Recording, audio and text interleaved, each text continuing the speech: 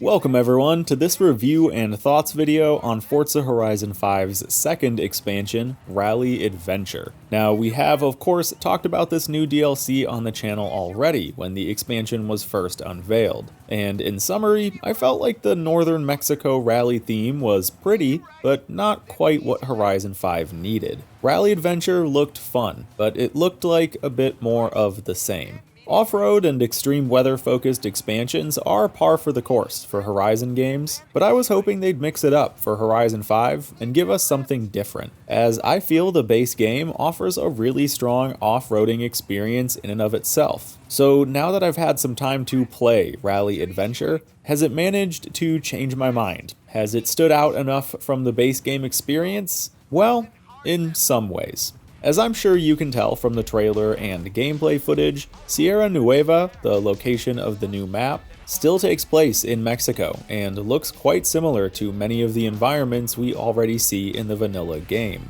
To compare against other Horizon expansions, Blizzard Mountain, Fortune Island, and Storm Island all differed in landscape from their base game counterparts, so seeing Rally Adventure take place in a very similar environment feels like a straight downgrade. It's got its own flavor, and does have some more unique areas that I was happy to see, like the quarry and mountainside cliffs, and there's no denying that it is gorgeous. I mean, Horizon 5 as a whole is a very pretty game, but Sierra Nueva just feels like an extension of the base game's map and not something unique. And the even bigger problem is, it's not an extension of the base game map. I've talked about this so much at this point that I'm sure I sound like a broken record to people who have followed me for a while, but Horizon DLCs need to start connecting to the base game's world instead of being completely separate maps. So many other games do this, including racing games. Horizon is just far behind the curve, and it leads to the expansions not feeling nearly as valuable as they should. Because once you beat the content in the expansion, there often isn't much reason to go back. The open world multiplayer is separate. All of the racing is separate. The rivals routes are all separate. It just offers such a disconnected experience that it doesn't feel like it actually adds anything to the existing game. It feels instead like I'm booting up a different small spin-off game every time I choose to load into the DLC maps. So again, if you follow my content, you know I've kind of beaten this topic to the ground, but I very strongly believe Playground needs to rethink how DLC content is handled in Horizon, because this model just doesn't work.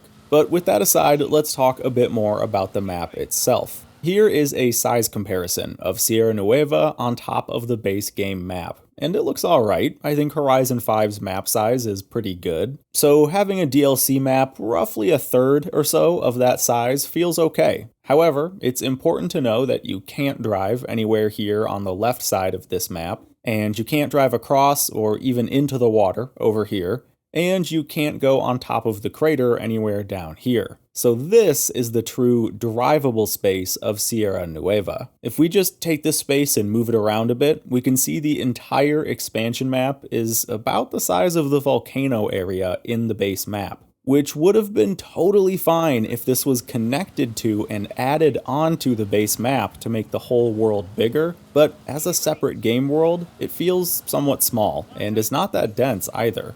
I think the many remote and big open spaces make sense for a rally and off-road themed map, but it also just makes it feel sparse and empty. Even the main town in the game, Pueblo Arza, is just one single block. The festival site, on the other hand, is pretty good. It's cool being kinda nestled into this crater impact, and its design is fairly lively, especially with the drone shows going on throughout the night. But the rest of the map just feels quiet and unpopulated, which brings me back to my initial thoughts from the trailer. As gorgeous as it just feels like more of the base game environments. Again, I just don't think this is what Horizon 5 needed the most. It's not something different enough to bring players back that are looking for something new. Okay, but let's get to the really good stuff here about the map, the roads. The roads and track layouts in Sierra are awesome, top-tier Horizon roads. There are so many technical, tight sections of paved and unpaved track with tons of banking and bumps and jumps. It's such a big shakeup from the vanilla map, which doesn't contain a lot of more challenging roads. These tracks, to me, are Horizon driving at its best, both on and off-road. The rally races feel like rally races, where you are constantly having to position the car 2 corners ahead and use the handbrake around tight sections to quickly point your car the right way. I genuinely have never had this much fun driving in Horizon, and Horizon's driving has always been one of its strongest features to me. One of the tracks, Meridian, is a beautiful example of what a rally event should feel like to me. It's mixed surface, and the on-road sections demand such precise control, braking, and cornering, and the off-road bit in the middle is amazingly technical and really punishes you for having poorly set up suspension. The whole map actually feels so well suited to lower classes. Often in the vanilla map, as much as I love low-class racing, the routes don't really feel suited to it, as they more often accommodate hypercars going 200 miles an hour. Here, the opposite is true. Low-class racing is prioritized and so much fun on many of Sierra's race routes, and high-class gets really chaotic. Not necessarily in a bad way, you just really have to be paying attention to the road ahead.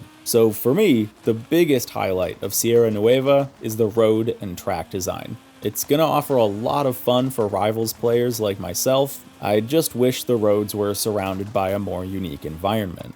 Let's change gears here though and talk about the cars. Rally Adventure brings with it 10 new vehicles, all of which are off-road themed.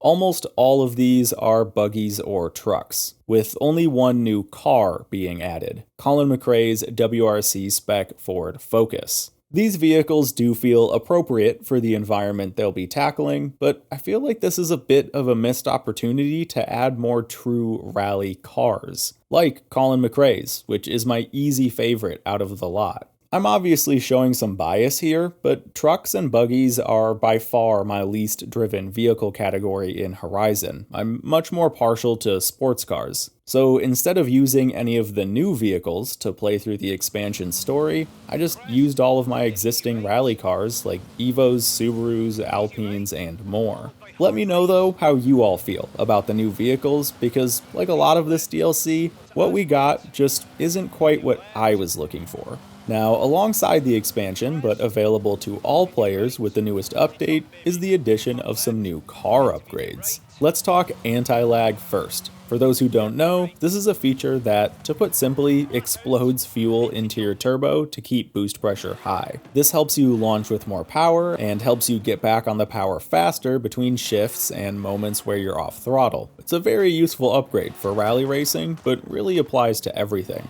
and it just sounds so good.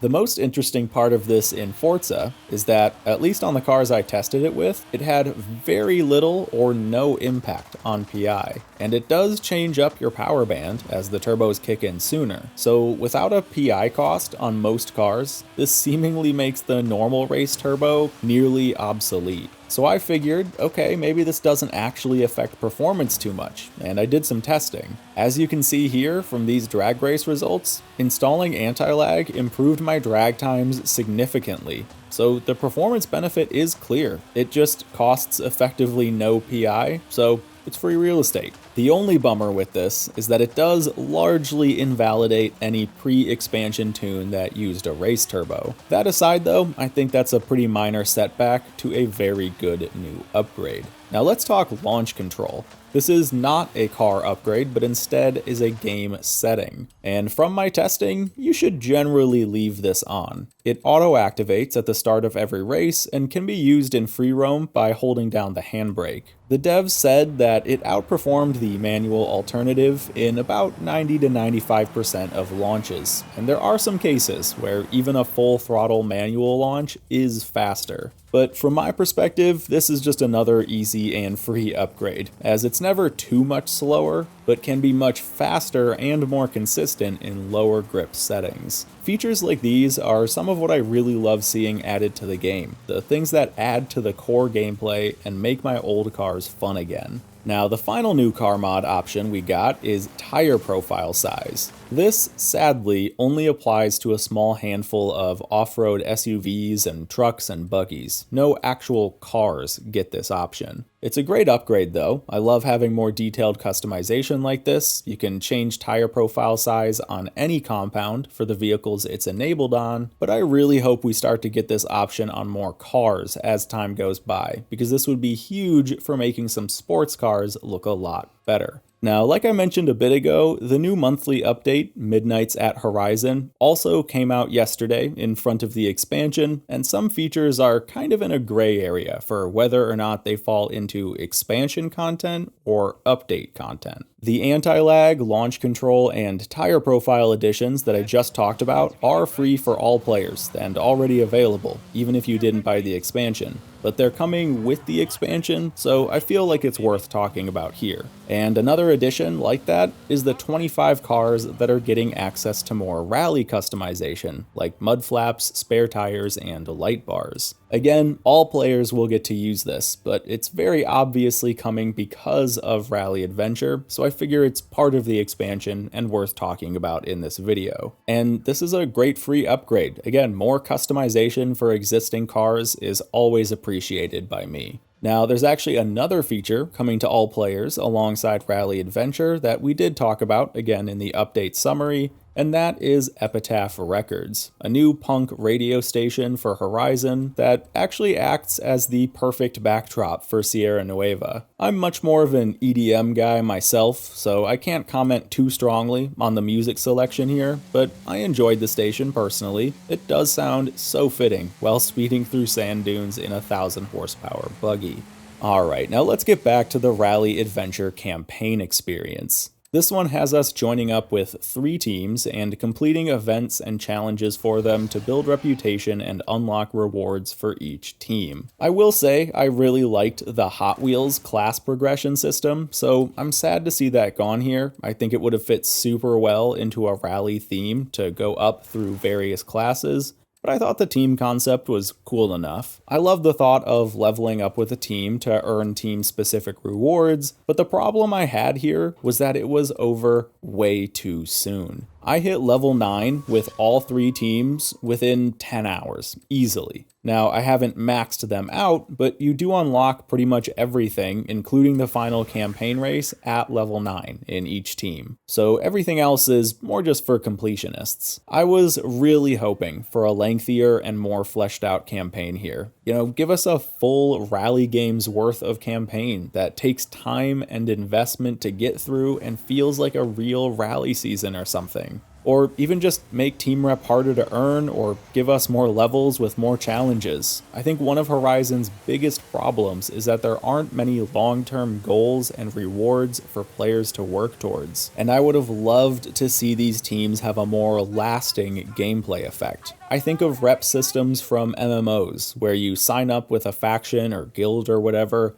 maybe wear a certain related banner or tabard, and then much of what you do in the game as a whole contributes to that team's reputation, and there are long-term rewards that can take weeks or months to get to, but earning them feels like a badge of honor, and it's something worth showing off. I want more of that feeling in Horizon. So overall, the campaign experience is very much fine. It doesn't do anything too crazy, and it's over pretty quick. I do want to give a shout out to the new rally racing format though. As we saw in previews, they've added a sort of traditional stage rally mode with pace notes and a spotter and everything. These are really fun and do offer an immersive experience that, if you let it, feels very different from vanilla Horizon. But you have to encourage it a bit by turning off your minimap and driving line, playing in a first-person camera angle, and honestly I think turning off music as well, so you can hear a lot of the really good new immersive audio. If you do this, it really starts to come into its own, and the new race intro cutscene, chopper flying overhead, and really nice new crowd sounds really help to sink you in. I said earlier that Sierra Nueva felt pretty lifeless, but this is where it absolutely does come alive, in the races. The pace notes do actually help a decent bit too when you don't have a minimap or driving line and aren't playing from a high-up third-person camera. I will say though, that if you don't play in that sort of immersive mode, the pace notes feel kinda pointless. They're not customizable and are more vague than you'd expect from a game like Dirt Rally. You know, Horizon's definition of medium left is pretty wide, and especially in some cars, the callouts come far too late. So it's often better to just rely on things like sight, the minimap, or the braking line if you have those options enabled. I do love, though, that every route here in the expansion can be run both in a stage rally format or a traditional race. So you've got options, and you can also set it so your driving line turns off just for the rally events to help a bit with immersion. But the setting should have also turned off your minimap as well. So, in closing, I think a lot of the best parts of the expansion are free to all players anyway. The anti-lag, launch control, and tire profile settings, the new radio station, event lab props, and rally-themed visual customization for existing vehicles, this is all free for everyone. So what you're really paying for are the 10 new cars, which I think are obviously going to be up to personal preference, but not something super exciting to me. There's also the new map, which does have incredible roads and is very pretty, but looks quite a lot like the map we've all been driving for over a year now.